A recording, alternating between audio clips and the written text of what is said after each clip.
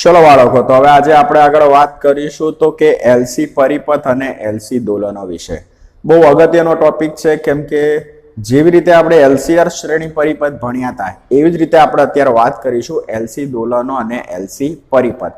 તો સૌથી પહેલા એલસી પરિપથ એટલે શું? હવે એલસી કીધું એટલો મતલબ કે ઇન્ડક્ટર અને કેપેસિટર ધરાવતો પરિપથ હોવાનો, બરાબર। તો જુઓ, તો તમારે શું કરવાનું એલસી પરિપથ તૈયાર કરવા માટે? તો કે સી જેટલું કેપેસિટર ધરાવતું, બરાબર, સી જેટલું કેપેસિટન્સ ધરાવતું એ કેપેસિટર લેવાનું અને આ જે કેપેસિટર છે એને અવગણી શકાય તેટલા અવરોધ ધરાવતા ઇન્ડક્ટર સાથે જોડી દેવાનું, બરાબર। તમારે શું કરવાનું?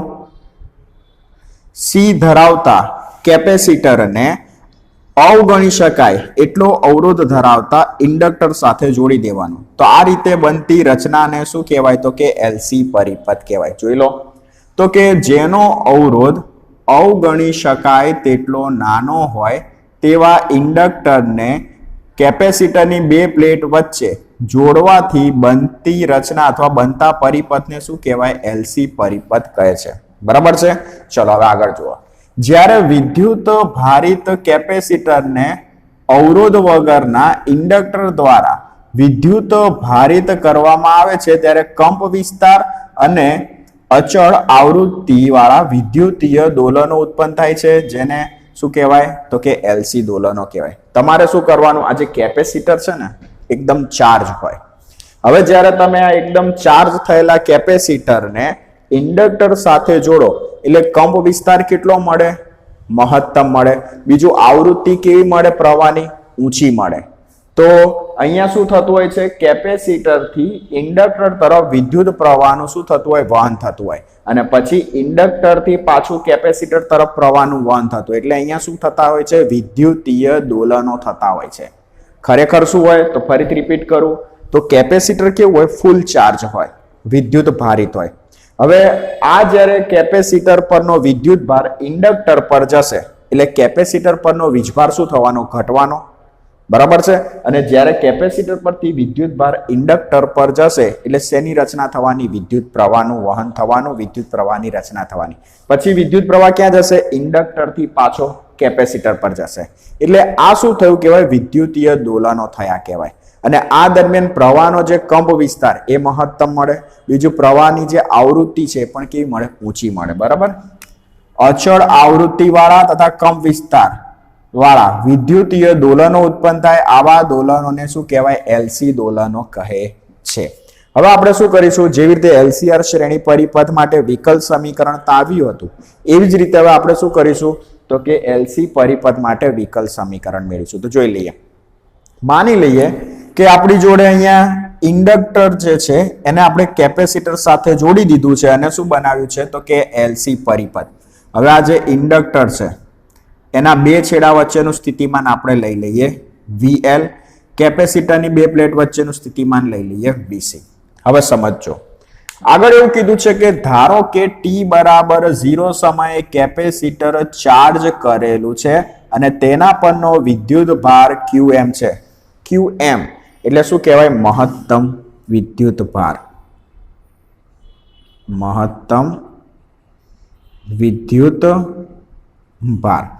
હવે આપણે અહીંયા શું કર્યું? માની લો કે t બરાબર 0 સમયે કેપેસિટર પરનો વિદ્યુત ભાર કેટલો છે? મહત્તમ એટલે કે QM છે। આગળ જુઓ, જે ક્ષણે પરિપથ પૂર્ણ કરવામાં આવે છે ત્યારે C પરનો વિદ્યુત ભાર વાહક તાર દ્વારા ઇન્ડક્ટર પર જાય છે। સમજો, જ્યારે તમે કેપેસિટર સાથે ઇન્ડક્ટર જોડી દેશો અને આખો પરિપથ તમે પૂર્ણ કરી દેશો એટલે શું થશે? કેપેસિટર પરનો વિદ્યુત ભાર ક્યાં જશે? ઇન્ડક્ટર પર જશે, બરાબર। કેપેસિટર પરનો વિદ્યુત ભાર વાહક તાર દ્વારા ઇન્ડક્ટર પર જાય છે।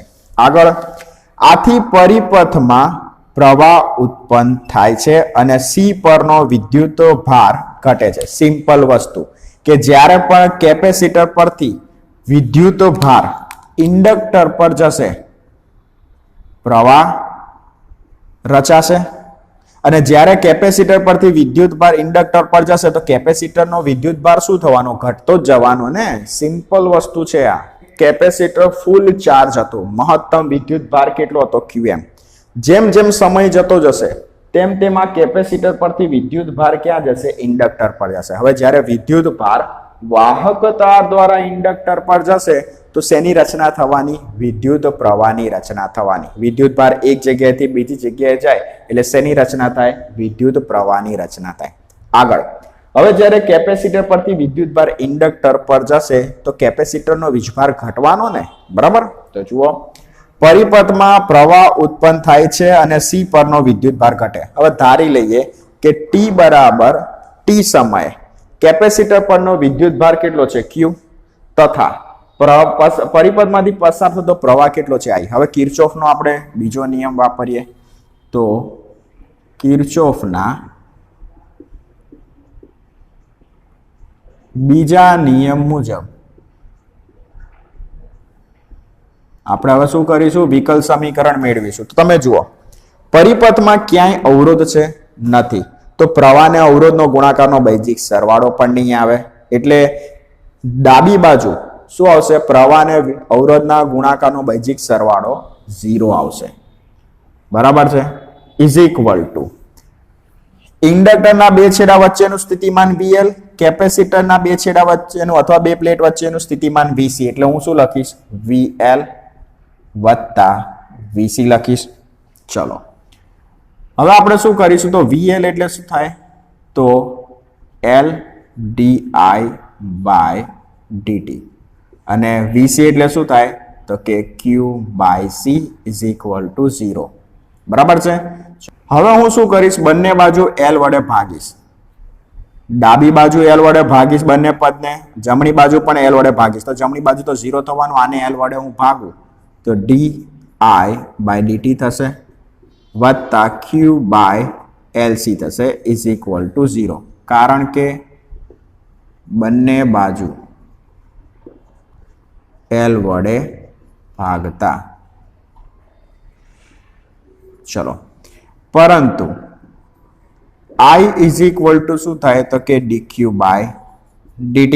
અહીંયા હું મૂકી દઉં તો d by dt અને q ની જગ્યાએ હું I ની જગ્યાએ હું મૂકી દઉં dq by dt વત્તા q by LC is equal to 0. એટલે અહીંયા શું થશે? d square q by dt square plus q by LC is equal to 0. જે LC પરિપથ માટે દ્વિતીય ક્રમનું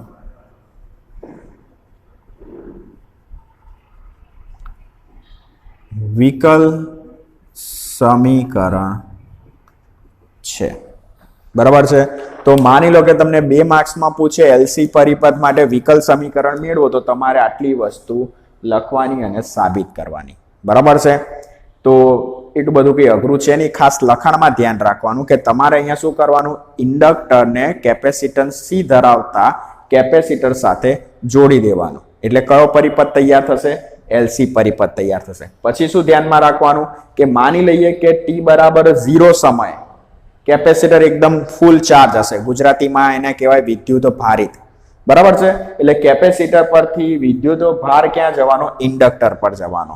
હવે જ્યારે વિદ્યુત ભાર વહન પામે વાહક તાર દ્વારા એટલે પ્રવાહની રચના થવાની. વિદ્યુત ભાર કેપેસિટર પરથી ઇન્ડક્ટર પર જાય એટલે કેપેસિટર પરનો વીજભાર ઘટવાનો. માની લો કે કોઈ T સમયે કેપેસિટર પરનો વિદ્યુત ભાર હવે કેટલો થઈ જાય છે? તો કે Q થઈ જાય છે અને પરિપથમાંથી પસાર થતો પ્રવાહ છે I.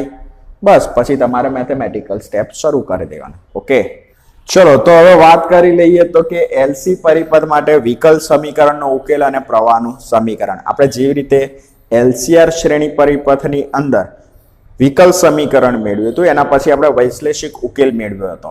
એવી જ રીતે હવે આપણે અહીંયા શું કરીશું? LC પરિપથ માટે ઉકેલ મેળવીશું. તો ફરીથી આપણે LC પરિપથ માટે વિકલ સમીકરણ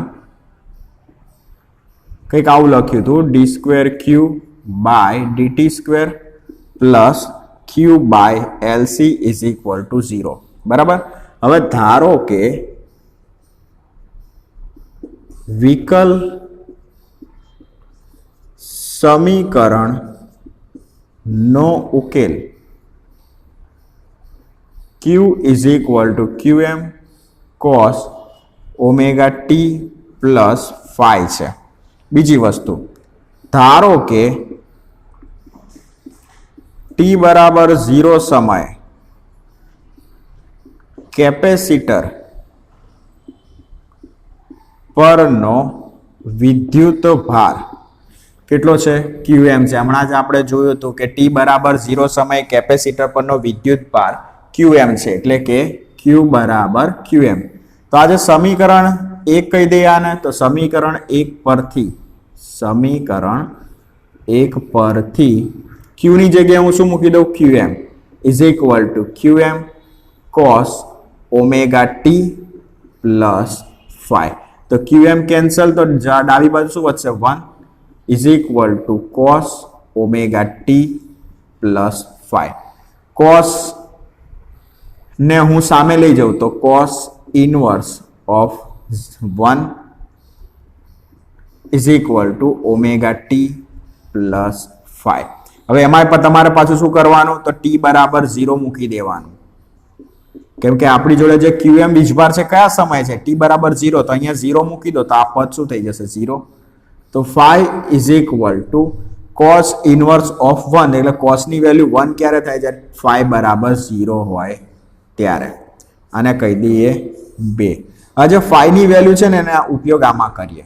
તો હવે સમીકરણ 1 પરથી તો Q is equal to Q0 cos omega t plus phi ની જગ્યાએ હું 0 મૂકી દઉં તો Q બરાબર Q0 cos ઓમેગા ટી.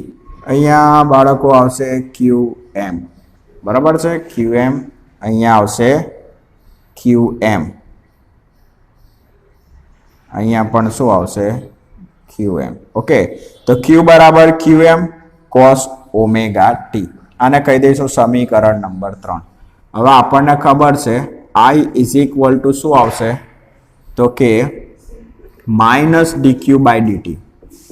કારણ કે કેપેસિટરનો જે વિદ્યુત ભાર છે ને સમય સાથે ઘટતો જવાનો, એટલે આપણે અહીંયા શું મૂક્યું છે? માઇનસ નિશાની મૂકી છે. હવે Q બરાબર આ સમીકરણ છે, તો I બરાબર minus d by DT.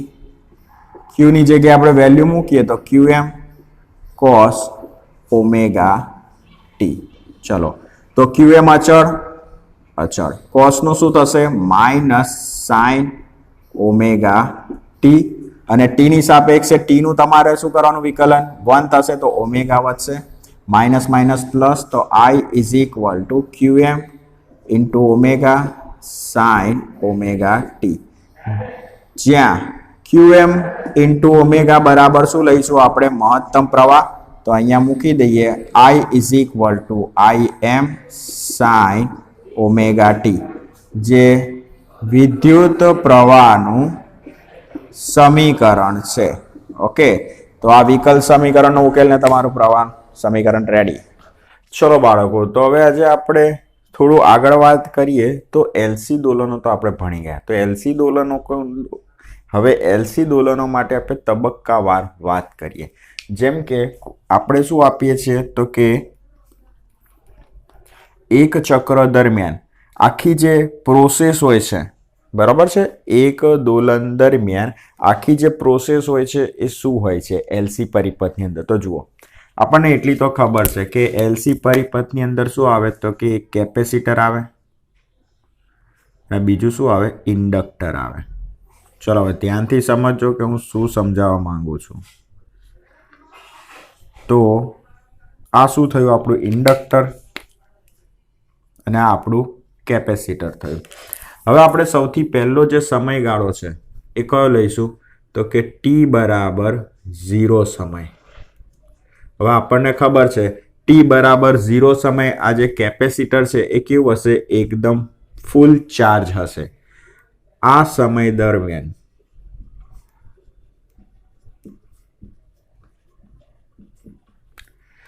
Capacitor પરનો વિદ્યુત ભાર કેટલો હશે? QM હશે. હવે કેપેસિટરમાં કઈ ઉર્જા સંગ્રહ પામેલી હોય? તો કે વિદ્યુત ઉર્જા. અને ઇન્ડક્ટરમાં કઈ ઉર્જા સંગ્રહ પામેલી હોય? તો કે ચુંબકીય ઉર્જા. હવે તમે વિચારો કે કેપેસિટર પર સૌથી વધારે વિદ્યુત ભાર છે, તો કેપેસિટર પર કઈ ઉર્જા હશે? તો કે વિદ્યુત ઉર્જા હશે. અને આ જે વિદ્યુત ઉર્જા હશે ને એ સૌથી વધારે હશે. જ્યારે સામેની બાજુ જે ઇન્ડક્ટર છે એમાં કોઈ જ વિદ્યુત ભાર નહીં હોય, બરાબર, તો એમાં સંગ્રહ પામેલી ચુંબકીય ઉર્જા શું હશે? 0.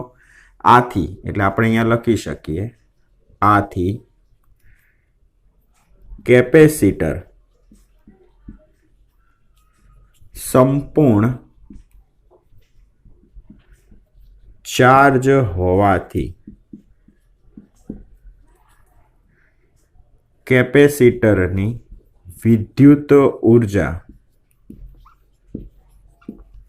UE is equal to 1/2 qm²/c તથા ઇન્ડક્ટરમાં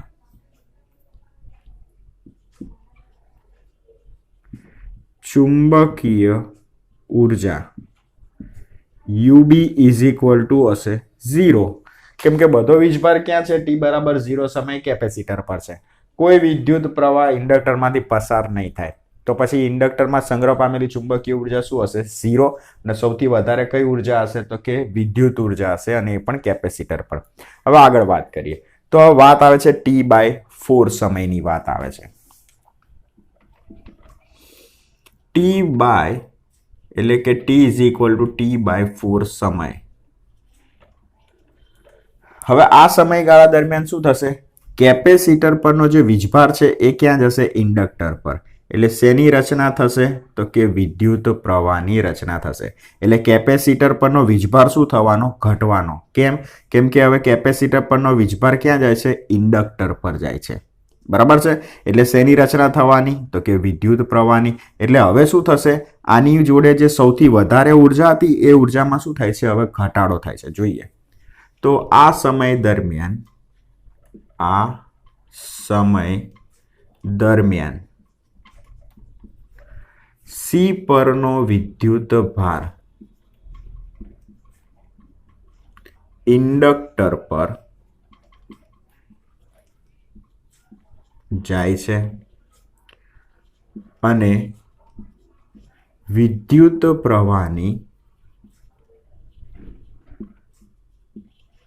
રચના થાય છે. આથી C પરનો એટલે કે કેપેસિટર પરનો વિદ્યુત ભાર ઘટે છે. આથી કેપેસિટરની વિદ્યુત ઉર્જા કેટલી થઈ જશે? તો કે U is equal to 1/2 q²/c. પહેલા વીજભાર મહત્તમ હતો તો એ પ્રમાણે આ જે ચુંબકીય ઉર્જા, આ વિદ્યુત ઉર્જા હશે કેવી હશે? મહત્તમ હશે. બરાબર છે. પણ હવે વિદ્યુત ભાર ઘટવાનો એટલે કેટલો થઈ જાય છે? Q જેટલો થઈ જાય. એટલે વિદ્યુત ઉર્જા ઘટી જવાની. સામે જે ઇન્ડક્ટરની ચુંબકીય ઉર્જા છે ને પહેલા કિસ્સામાં 0 હતી, તો હવે તથા ઇન્ડક્ટરમાં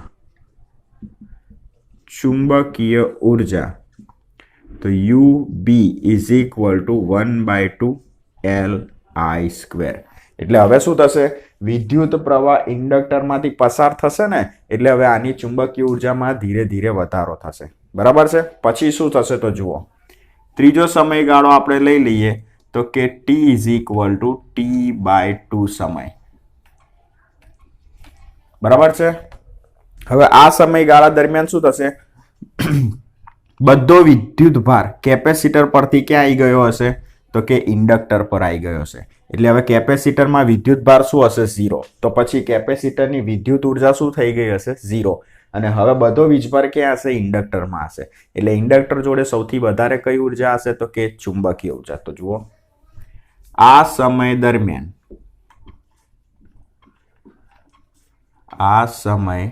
દરમિયાન સી પરનો બધો વિદ્યુત ભાર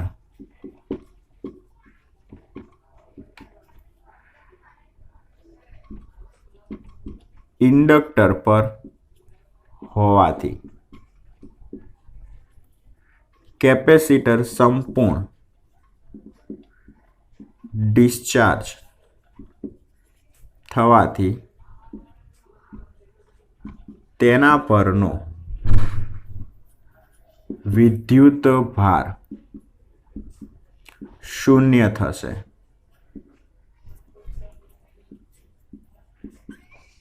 આથી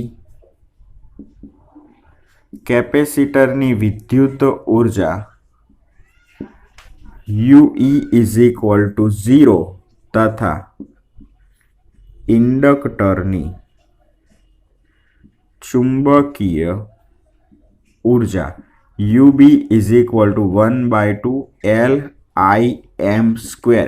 કેમ કે જ્યારે કેપેસિટરનો બધો વીજભાર ઇન્ડક્ટર પર આવી જશે ત્યારે ઇન્ડક્ટરમાંથી પસાર થતો જે પ્રવાહ હશે એ કેવો હશે?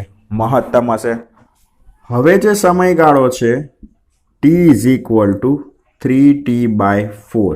આ સમયગાળા દરમિયાન હવે શું થશે? પાછું ઇન્ડક્ટરમાંથી પાછો વિદ્યુત પ્રવાહ ક્યાં જશે? પાછો કેપેસિટર પર જશે. એટલે હવે છેલ્લે જે ઇન્ડક્ટરની ચુંબકીય ઉર્જા સૌથી વધારે હતી એ હવે શું થઈ જવાની? ઘટવાની. અને સામે જે કેપેસિટરની ઉર્જા શૂન્ય હતી એ શું થવાની? વધવાની. કેમ કે હવે ઇન્ડક્ટરમાંથી વિદ્યુત પ્રવાહ ક્યાં જવાનો? ધીરે ધીરે કેપેસિટર પર જવાનો. તો આ સમય દરમિયાન L પરથી વિદ્યુત ભાર C પર જશે અને કેપેસિટર ફરીથી ચાર્જ થવાનું શરૂ કરશે. બરાબર છે. એટલે હવે ફરીથી વિદ્યુત ઉર્જા 1/2 Q²/C તથા ચુંબકીય ઉર્જા શું આવશે? 1/2 LI². બરાબર. પહેલા ચુંબકીય ઉર્જા મહત્તમ હતી T/2 સમય, તો હવે ઘટી ગઈ. હવે છેલ્લો સમયગાળો T is equal two T સમય. એટલે શું થશે ખબર?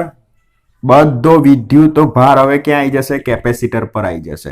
એટલે ફરીથી કેપેસિટર ચાર્જ થઈ જશે. ફરીથી એની જોડે સૌથી વધારે કઈ ઉર્જા હશે? Qm²/2C. અને ફરીથી ઇન્ડક્ટરની જે ઉર્જા છે ચુંબકીય ઉર્જા એ 0 થઈ જશે. એટલે પ્રારંભિક પરિસ્થિતિ ફરીથી આવી જશે.